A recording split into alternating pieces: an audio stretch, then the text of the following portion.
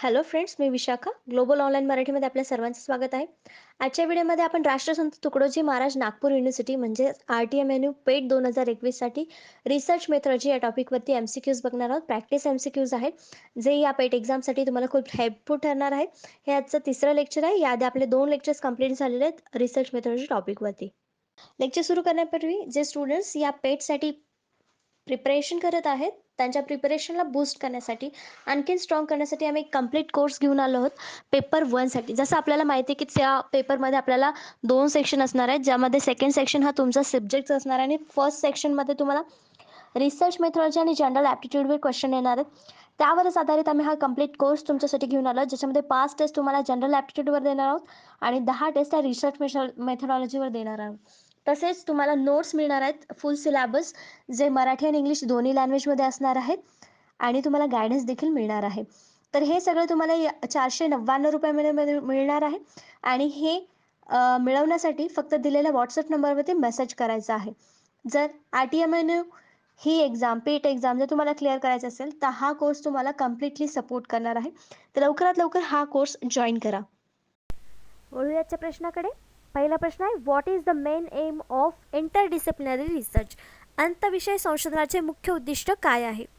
तर interdisciplinary research काय आहे ते आपल्याला बघायचं आहे, पण त्याचं उद्दिष्ट काय आहे हा आपला प्रश्न आहे. ऑप्शन्स आहेत, to over simplify the problem of research, संशोधनाची समस्या अधिक सुलभ करणे. To bring out the holistic approach to the research, संशोधनासाठी समग्र दृष्टिकोन आणणे. To create a new trend in research methodology, संशोधन पद्धतीमध्ये नवीन ट्रेंड तयार करणे. To reduce the emphasise on single subject in the research domain, संशोधन डोमेनमधील एका विषयावरील भर कमी करणे. ही सगळी उद्दिष्टे आहेत, पण हे इंटरडिसिप्लिनरी रिसर्चचा उद्देश कुठला आहे?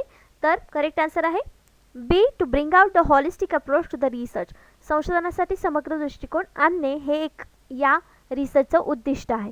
तर इंटरडिसिप्लिनरी रिसर्च म्हणजे काय नेमकं? तर interdisciplinary research is a mode of research by teams or the individuals that integrates information, data, techniques, tools, perspectives, concepts, and or theories from two or more disciplines or bodies of specialized knowledge to the advanced fundamental understanding to solve problems. रिसर्चचाच प्रकार आहे ज्याच्यामध्ये आपण data, information म्हणजे माहिती, techniques वेगवेगळे वापरतो, tools वेगवेगळे वापरतो, कन्सेप्ट्स वापरतो, थेरीज असतात. एका थेरीपासून 2 वेगळ्या डिसिप्लिनरीज बॉडीज तयार करतो, स्पेशलाइज नॉलेज त्याच्यामध्ये आपण आणतो, त्याला आपण इंटरडिसिप्लिनरी रिसर्च असं म्हणू शकतो. फंडामेंटल अंडरस्टँडिंगसाठी किंवा प्रॉब्लेम सॉल्व्ह करण्यासाठी या प्रकारचा रिसर्च केला जातो. म्हणजे कसं, एक विषय आहे त्याच्यातून आणखीन दुसरा विषय शोधणे, या रिसर्चला आपण इंटरडिसिप्लिनरी रिसर्च असं म्हणू शकतो. तर याचं करेक्ट आन्सर बी होतं, to bring out the holistic approach, कारण समग्र दृष्टिकोन आल्याशिवाय आपण कुठलाही रिसर्च करू शकत नाही. याच्यामध्ये आपल्याला सगळ्याच गोष्टी इन्क्लूड करायच्या आहेत, माहिती, डेटा, टेक्निक्स, टूल्स. त्यामुळे हा बी ऑप्शन जो होता आपला या प्रश्नासाठीचा, तो इथे करेक्ट होता इंटरडिसिप्लिनरी रिसर्चच्या बाबतीत. नेक्स्ट क्वेश्चन आहे सेकंड नंबरचा, the main aim of scientific method in research field is to. तर सायंटिफिक मेथडमध्ये फील्ड पद्धतीचा किंवा वैज्ञानिक पद्धतीचा मुख्य उद्देश काय आहे हे आपल्याला सांगायचं. ऑप्शन्स आहेत, इम्प्रूव्ह डेटा इंटरप्रिटेशन, डेटा व्याख्या सुधारित करा किंवा डेटाच्या ज्या काही संकल्पना आहेत त्या सुधारित करा. कन्फर्म ट्रँग्युलेशन, त्रिकोणाची पुष्टी करा. इंट्रोड्यूस न्यू व्हेरिएबल्स, नवीन व्हेरिएबल्सचा परिचय द्या. एलिमिनेट स्पिरियस रिलेशन, उत्तेजक संबंध दूर करा. तर याच्यामध्ये मुख्य उद्देश जो आहे, म्हणजे आपलं करेक्ट आन्सर इथे जे असणार आहे ते आहे डी, एलिमिनेट स्पिरियस रिलेशन. तर संशोधन क्षेत्रामध्ये या प्रकारचं जे गोष्टी आहेत त्या टाळल्या जातात किंवा त्याचं मेन एम जे आहे, मुख्य उद्दिष्ट आहे ते हे आहे. चांगल्या प्रकारचं नॉलेज आपल्याला समोर आणायचं असेल किंवा आपल्याला रिसर्च करायचं असेल तर इथे आपल्याला या गोष्टी टाळणे हे मुख्य उद्दिष्ट याच्यामध्ये असतं.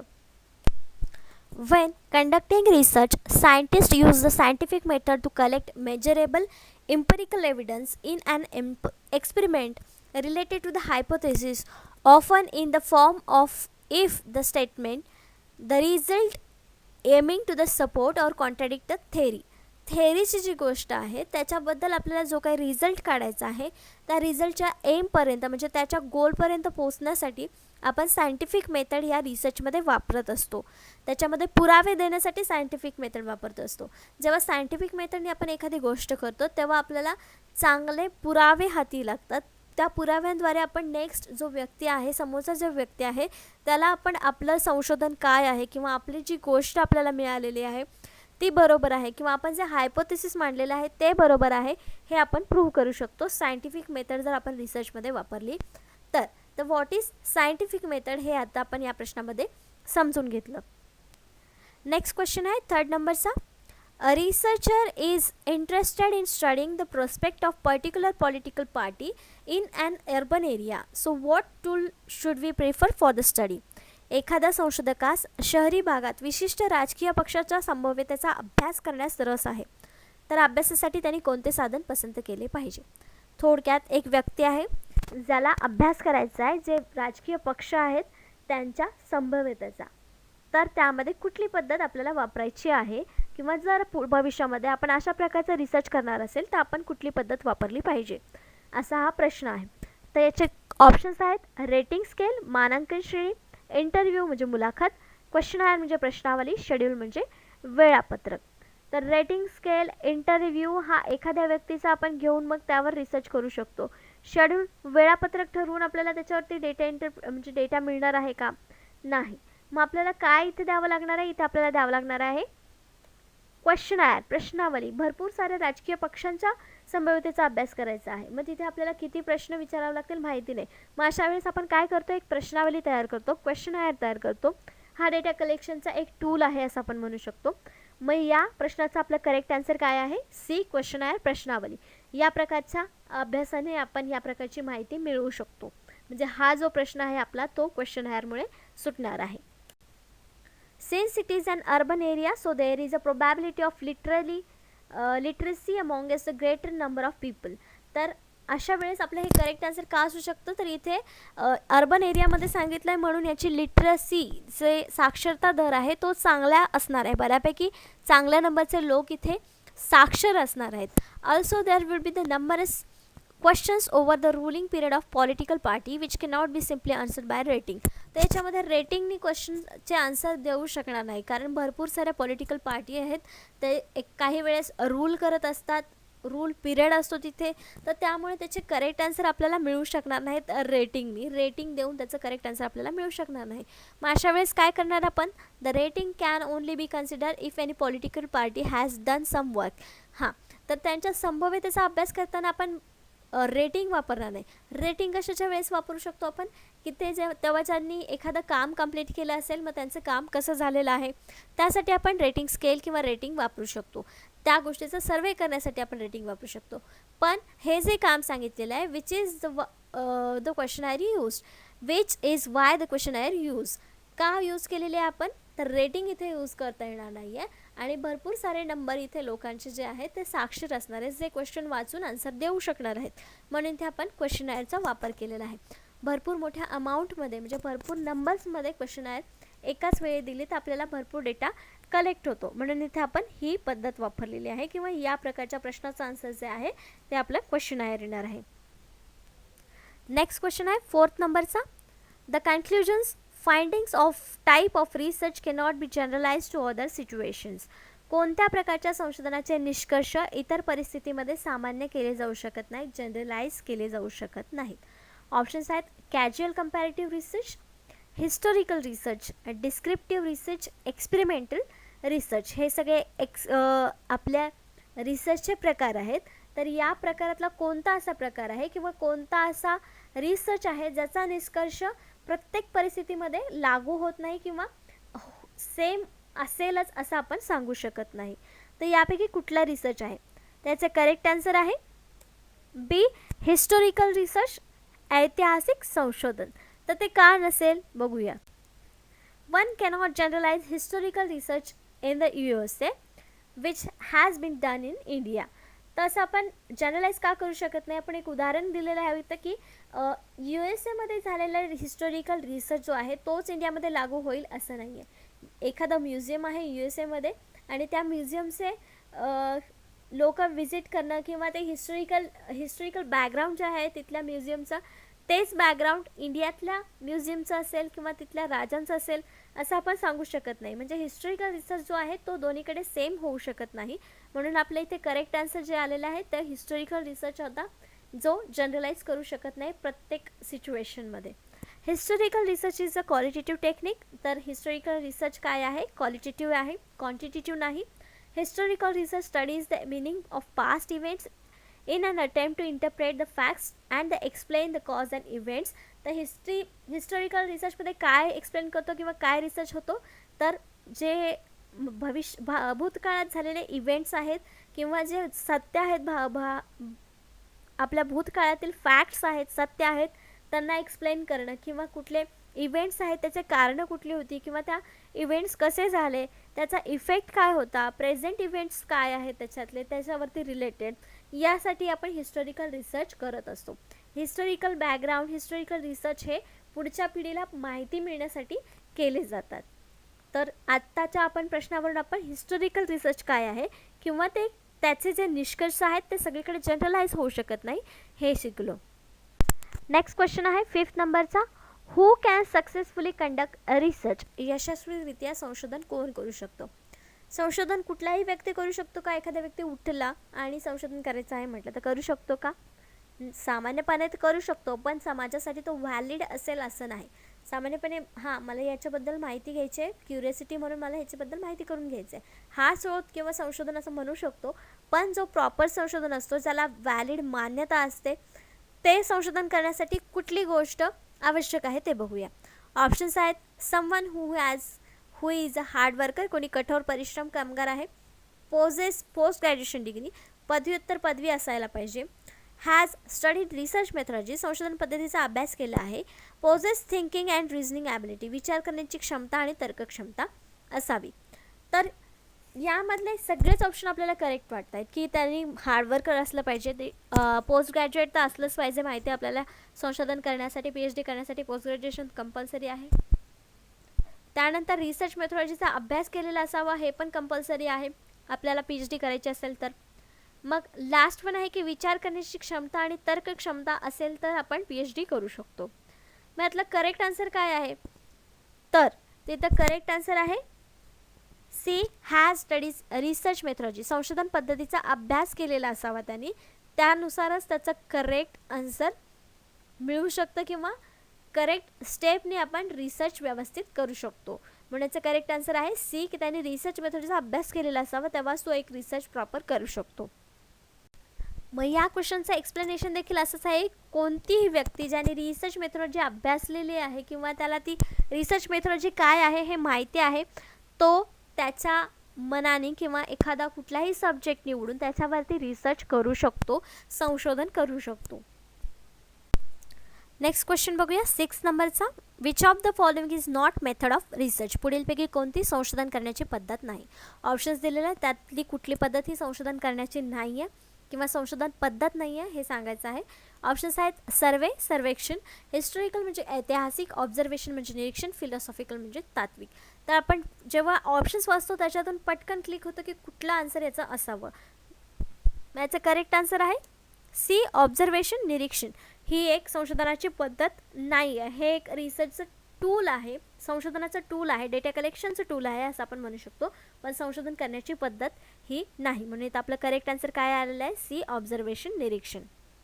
तर इथे आपण काही रिसर्चचे टाईप बघतो आहे. पहिला आहे थेरोटिकल रिसर्च. थेरोटिकल रिसर्च म्हणजे आपण एखादा एक संशोधन करतो तेव्हा त्यातून एक थेअरी निर्माण होते, तर त्याला आपण थेरोटिकल रिसर्च म्हणतो.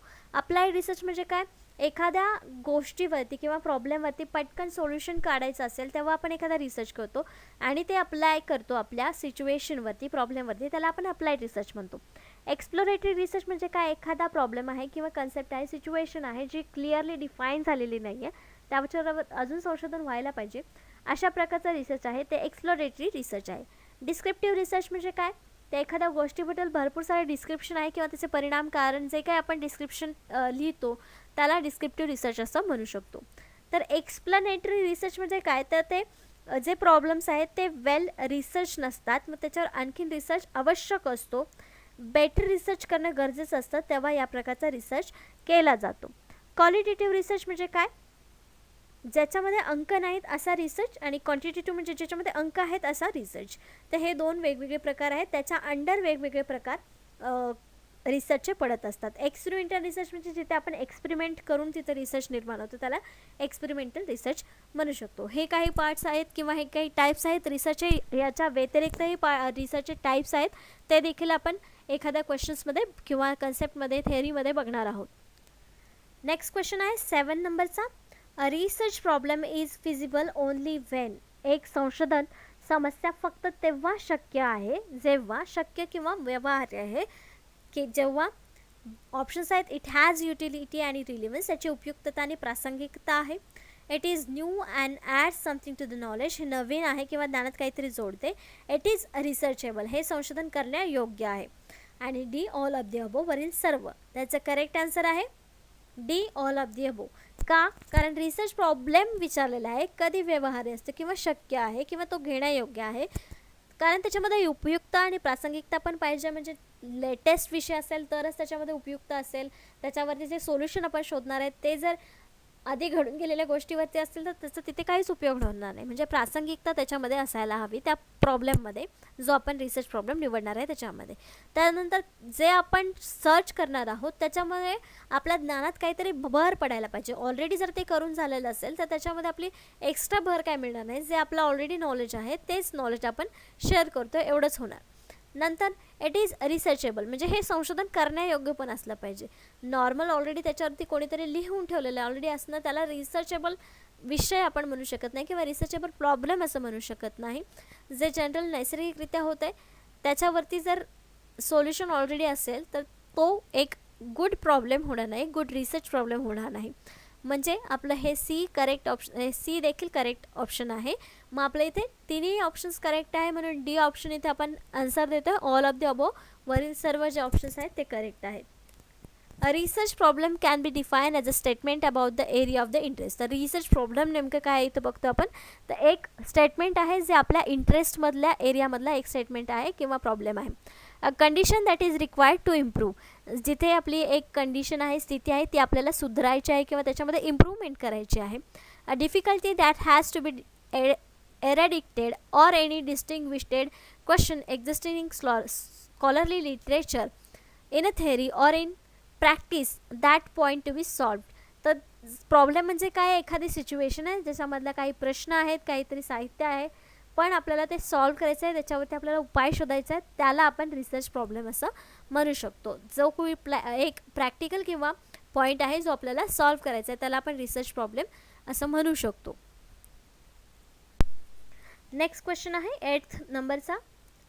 Authenticity of research findings is it's. संशोधनाची शोधातील सत्यता ही त्याची आहे किंवा त्याच्यावर शोधलेली असते किंवा अवलंबून असते. Authenticity of research finding is it's त्याची काय असते? ऑप्शन्स आहेत व्हॅलिडिटी वैधता, ऑब्जेक्टिव्हिटी म्हणजे वस्तुस्थिती, ओरिजिनॅलिटी म्हणजे मौलिकता, D all of the above वरील सर्व. तर ऑथेंटिसिटी म्हणजे संशोधनाची शोधाची सत्यता ही काय असते? एक वस्तुस्थिती असते. म्हणजे जे आपण रिसर्च करताना प्रॉब्लेम्स कसे निवडतो आपण, जे करंट सिच्युएशनवरती आहेत त्याच्यावरती आपल्याला रिसर्च करणं गरजेचं आहे. त्याच्यावर रिसर्च केल्यानंतर त्याचे उपाय जे आहेत ते लागू केल्यावर काहीतरी फायदा होणार आहेत अशा गोष्टी आपण निवडतो. म्हणजेच आपण सत्यता जी आहे ती तिथे मांडत असतो, वस्तुस्थिती मांडत असतो. म्हणून आपलं करेक्ट आन्सर इथे काय आलेलं आहे? बी ऑब्जेक्टिव्हिटी. संशोधनाच्या शोधातील सत्यता ही त्याची एक वस्तुस्थिती असते, हे त्याचं करेक्ट आन्सर येणार आहे. म्हणून आपल्या इथे करेक्ट आन्सर बी आहे, ऑब्जेक्टिव्हिटी वस्तुस्थिती. नेक्स्ट क्वेश्चन बघतोय 9th नंबरचा. Which one is called non probability sampling. असंभाव्यतेचे सॅम्पलिंग कोणाला म्हणतात किंवा असंभाव्यता सॅम्पलिंग पद्धतीमध्ये कुठला प्रकार खालील ऑप्शन्सपैकी येतो हे आपल्याला सांगायचं आहे. ऑप्शन्स आहेत कोटा सॅम्पलिंग, कोटा नमुना, cluster sampling, systematic sampling, स्ट्रॅटिफाईड random sampling. तर संभाव्यतेमध्ये स्ट्रॅटिफाईड, सिस्टमॅटिक आणि क्लस्टर हे तिन्ही प्रकार येतात. फक्त कोटा सॅम्पलिंग जे आहे ते नॉन प्रोबॅबिलिटी सॅम्पलिंगमध्ये येतं. म्हणून याचं करेक्ट आन्सर जे आहे ते आहे ए कोटा सॅम्पलिंग. कोटा नमुना जो आहे तो असंभाव्यतेच्या सॅम्पलिंगमध्ये येतं. Common non probability sampling methods include convenience sampling, तर नॉन प्रोबॅबिलिटी सॅम्पलिंग मेथड्समध्ये कुठले कुठले प्रकार आहेत हे आपण बघतोय. Convenience sampling, voluntary response sampling, purposive sampling, snowball sampling and quota sampling. हे जे प्रकार आहेत ते नॉन प्रोबॅबिलिटी सॅम्पलिंग मेथड्स आहेत. प्रोबॅबिलिटी सॅम्पलिंग मेथड्स या वेगळ्या आहेत. आपण नेक्स्ट क्वेश्चनमध्ये किंवा नेक्स्ट थेअरीमध्ये हे पॉईंट्स कवर करूयात, किंवा हे पॉईंट्स नेमके काय आहेत, हे सॅम्पलिंग्स कसे निवडले जातात हे देखील बघूयात. Convenience sample, voluntary response sample and purposive samplings and snowball samples. तोपर्यंत हे आपल्याला लक्षात ठेवायचं, हे नॉन प्रोबॅबिलिटी सॅम्पलिंग मेथड्स आहेत. नेक्स्ट क्वेश्चन आहे 10 नंबरचा. What does a good thesis involve? चांगल्या प्रबंधात काय समाविष्ट आहे? तर प्रबंध म्हणजे आपण जे थेसिस जे लिहितो ते PhD कंप्लीट करत असताना किंवा आपला रिसर्च कंप्लीट करत असताना लिहित असतो. जो पूर्ण रिसर्च फाइंडिंग्स आहेत, आपले जे स्टेप्स आहेत, त्या स्टेप्स वाईज हा प्रबंध आपण तयार करत असतो. तर तो चांगला प्रबंध म्हणजे काय, किंवा जे पॉईंट्स चांगल्या प्रबंधामध्ये असले पाहिजेत ते कुठले कुठले आहेत ते आपल्याला सांगायचं आहे. त्यांनी काही स्टेटमेंट्स दिलेले आहेत, म्हणजे कुठल्या कुठल्या प्रबंधामध्ये चांगल्या गोष्टी आहेत ते, त्यातून आपले कुठल्या गोष्टी निवडायच्या आहेत ते आपला करेक्ट आन्सर असणार आहे. तर पहिला आहे reducing punctuation as well as grammatical errors to the minimalist. विरामचिन्हे कमी करणे तसेच व्याकरणातील त्रुटी कमी करणे. ही गोष्ट चांगल्या प्रबंधाची आहे का? बरोबर. ग्रामर किंवा विरामचिन्ह ही व्यवस्थित असतील तर आपलं लिखाण हे चांगलं होत असतं, म्हणून हे आपल्याला चांगल्या प्रबंधामध्ये लक्षण आहे. नेक्स्ट आहे बी, करेक्ट रेफरन्स सायटेशन, योग्य संदर्भ उद्धरण. संदर्भ सूची आपल्याला द्यावी लागते प्रत्येकाला रिसर्च करताना, किंवा रिसर्च करणाऱ्या प्रत्येक व्यक्तीला संदर्भ ग्रंथाची सूची द्यावी लागते की आपण कुठून कुठून संदर्भ घेतलेत. मग हे पण आपल्या चांगल्या प्रबंधाचे एक गोष्ट आहे किंवा एक भाग आहे, म्हणून आपलं बी पण स्टेटमेंट करेक्ट आहे. Statement C, consistency in the way of thesis writing. प्रबंध लेखनाच्या मार्गात सुसंगत असावी. तुटक प्रबंध लेखन असेल तर ते योग्य वाटेल का, किंवा वाचायलाही चांगलं वाटेल का? नाही. मग आपलं इथं स्टेटमेंट सी सुद्धा करेक्ट आहे, कारण त्याच्यामध्ये सुसंगतता असली पाहिजे. स्टेटमेंट डी, वेल डिफाईन्ड अब्स्ट्रॅक्ट, सुस्पष्ट सारांश असावा. प्रबंधामध्ये आपल्याला सुरुवातीला सारांश देखील लिहावा लागतो, मग तो सारांश जो आहे तो सुस्पष्ट असेल तरच आपल्याला पुढचा सगळा रिसर्च चांगला दिसतो, किंवा रिसर्चमध्ये नेमकं काय आहे ते आपल्याला त्याच्यातून कळतं, म्हणून तो सुस्पष्ट असावा. वेल डिफाईन अब्स्ट्रॅक्ट असावा. म्हणजे आपले ABCD चारही ज्या गोष्टी आहेत त्या चांगल्या प्रबंधामध्ये समाविष्ट कराव्या लागतात, किंवा चांगला प्रबंध होण्यासाठी या चारही गोष्टी आवश्यक आहेत. मग आपलं करेक्ट आन्सर इथं काय येणार आहे? ABCD हे चारही ऑप्शन जिथे असतील ते आपलं करेक्ट आन्सर असणार आहे. मग इथे ऑप्शन्समध्ये बी ऑप्शन जे आहे ते आपलं करेक्ट आन्सर आहे. ABCD चारही ऑप्शन्स असणारं करेक्ट आन्सर बी आहे, म्हणून आपलं इथे करेक्ट आन्सर बी आलेलं आहे. A thesis statement should be show exactly what your paper will be about. म्हणजे थेसिस स्टेटमेंट काय असतं, तर जे आपल्या पेपरमध्ये काय असणार आहे ते एक्झॅक्टली शो करणारं हे स्टेटमेंट असतं. What will help you to keep your paper to a manageable topic. जे मॅनेजेबल आपला टॉपिक आहे त्याच्यावरती आपल्याला हेल्प करणार आहे हे स्टेटमेंट. ज्या पेपरवरती टिकून राहण्यासाठी आपल्याला हे स्टेटमेंट हेल्प करणार आहे. For example, if you are writing a 7 to 10 page paper on hunger. जर आपण भुकेवर 7 ते 10 पानं लिहिणार असेल, you might say world hunger has many causes and effect. मग आपलं स्टेटमेंट काय असणार आहे की वर्ल्ड हंगर म्हणजे जागतिक भूक जे आहे किंवा भूकमारी जे आहे त्याचे भरपूर कारणं आहेत आणि त्याचे परिणाम देखील आहेत. याच्यामध्ये आपण काहीही स्टडी केला भुकेवरती किंवा हंगरवरती तर तो सगळ्या ह्याच्यामध्ये इन्क्लूड होता. आपल्या विषयाचा वास्टपणा किती आहे म्हणजे त्याचं टॉपिक किती खोल आहे हा आपल्या एका स्टेटमेंटवरून लक्षात येतो. म्हणून ते स्टेटमेंट जे आहे थेसिस स्टेटमेंट जे आहे ते अशा प्रकारचं असायला पाहिजे. तर आजच्या या प्रश्नामध्ये आपण लास्टवाल्या त्याच्यामध्ये आपण थेसिस स्टेटमेंट कसं असायला पाहिजे किंवा थेसिस स्टेटमेंट काय आहे हे बघितलं. नेक्स्ट आजचे 10 प्रश्न आपले 10 कन्सेप्ट इथे संपलेले आहेत. आपण कन्सेप्ट पूर्ण क्लिअर केलेले नाही आहेत जे आपल्याला थेअरी पार्टमध्ये कवर करायचं पूर्ण कन्सेप्ट त्याच्यामध्ये होणार आहेत. पण आपण सध्या क्वेश्चनमध्ये जो कन्सेप्ट येतो आहे तो काय कन्सेप्ट आहे ते पण क्लिअर करतो. डीपमध्ये कन्सेप्ट क्लिअर करण्यासाठी आपण थेअरी पार्ट बघणार आहोत. तर आजचे 10 प्रश्न आणि 10 कन्सेप्ट इकडे संपलेले आहेत. नेक्स्ट लेक्चरमध्ये आपण पुढचे 10 कन्सेप्ट बघणार आहोत. आजसाठी धन्यवाद.